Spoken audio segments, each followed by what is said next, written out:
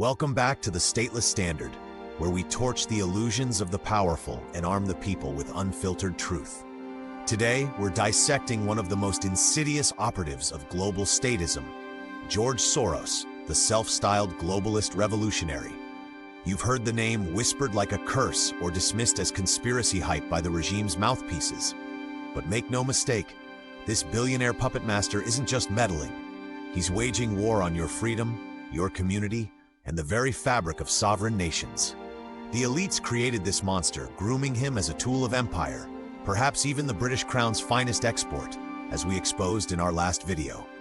But Soros has outgrown his handlers, fancying himself a god among men. With his vast fortune and web of NGOs, he's reshaping societies from the shadows, funding chaos to impose his vision of an open society.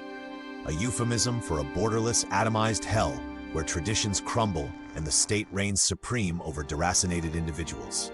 If you cherish life, liberty, and the pursuit of happiness, the real kind, not the hollowed-out statist version, George Soros is your enemy. This isn't hyperbole. It's the cold reality of a man who hates everything standing between you and total control by the powerful. Let's pull back the curtain on the Soros machine and its assault on America and the world. Start close to home. In America, we obsess over presidential spectacles while ignoring the real levers of power. Who runs Congress? Meh. Governors? Whatever. But your local district attorney? Most folks couldn't name theirs if their freedom depended on it, and increasingly it does. These obscure offices wield godlike authority. They decide who gets prosecuted, who walks free, and what justice even means in your backyard.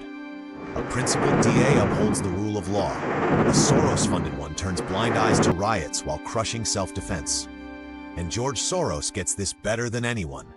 For years, he's poured millions into capturing these choke points, quietly bankrolling progressive prosecutors who reshape criminal justice into a weapon against the people.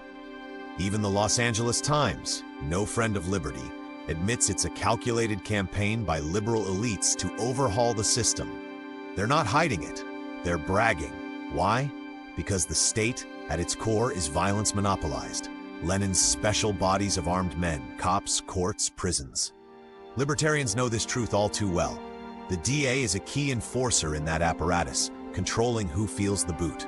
Soros has installed his puppets in major cities, Chicago, Philly, LA, Portland, San Francisco, tens of millions under their thumb. By 2020, at least 31 Soros-backed DAs held office, funded through shadowy PACs and his Open Society foundations. Look at the wreckage. In St. Louis, Kim Gardner, fattened with over $300,000 from Soros, dropped charges on 36 rioters who looted and burned the city. But when the McCloskeys dared defend their home from a mob, she threw the book at them. Coincidence? Hardly. LA's George Gascon, bankrolled with millions, ended cash bail and stopped prosecuting minor crimes like trespassing, resisting arrest, or prostitution. Result? Chaos reigns while innocents suffer. Chicago's Kim Foxx, pocketing $807,000, let rioters skate and even gave a pass to hate hoaxer Jussie Smollett. Good use of resources? Only if your goal is societal breakdown. Philly's Larry Krasner, $1.7 million from Soros, dropped charges on looters while suing cops 75 times. A former Black Lives Matter defender, his supporters chant anti-police slogans. Shootings exploded 57% under his watch. Charges dropped in 60% of gun cases.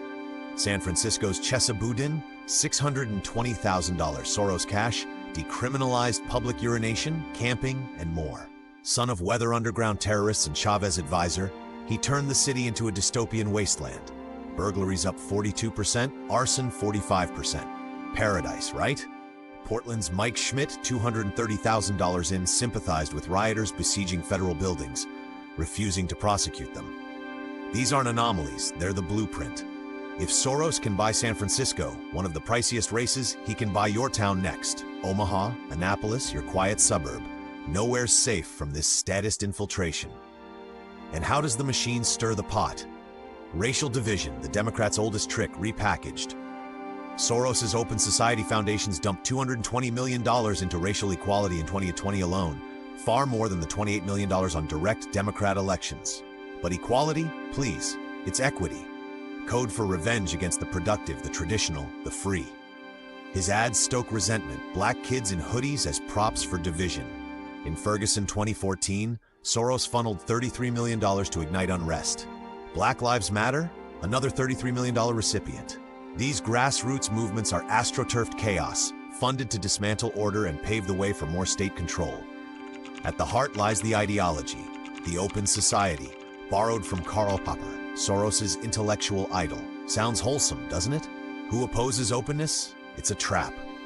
Popper's vision, building on Henry Bergson, is an atomized nightmare. Individuals isolated, stripped of organic ties to family, community, nation. Traditions, oppressive relics. Natural law rooted in higher principles like God, replaced by arbitrary legislation from experts. Constant critique erodes everything stable, echoing cultural Marxism, despite Popper's anti-Marx posturing. Humanitarianism means forced redistribution and open borders.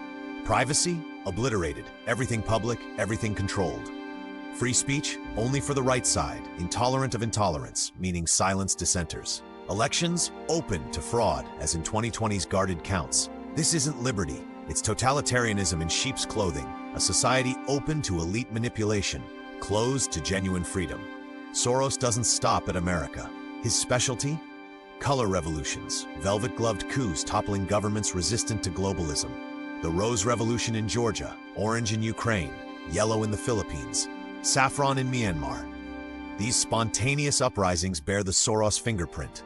NGOs training activists, funding protests, installing pliable regimes. Nations bow or break under the pressure, opening to transnational control, eroding sovereignty for the benefit of rootless elites like Soros. He's not reforming, he's revolutionizing. Against the people, for the powerful. The Soros agenda is status to its core. Divide, destabilize, dominate. From bought DAs letting criminals roam while disarming citizens to fueling racial fires and philosophical assaults on society itself, it's class warfare. The globalist class against you. But knowledge is power. Recognize the machine. Open society foundations, bland-named NGOs like New America, the Community Resource Hub. Follow the money. Resist the capture. The powerful want you atomized and compliant. We say, reclaim your communities, defend your rights, starve the beast, revive the spirit of liberty, torch the globalist illusions. If this exposed the enemy within, crush that like button, subscribe to the Stateless Standard, and share with every freedom fighter you know. Comment below. Who's your DA, and is Soros pulling their strings? Stay vigilant, stay free, go stateless.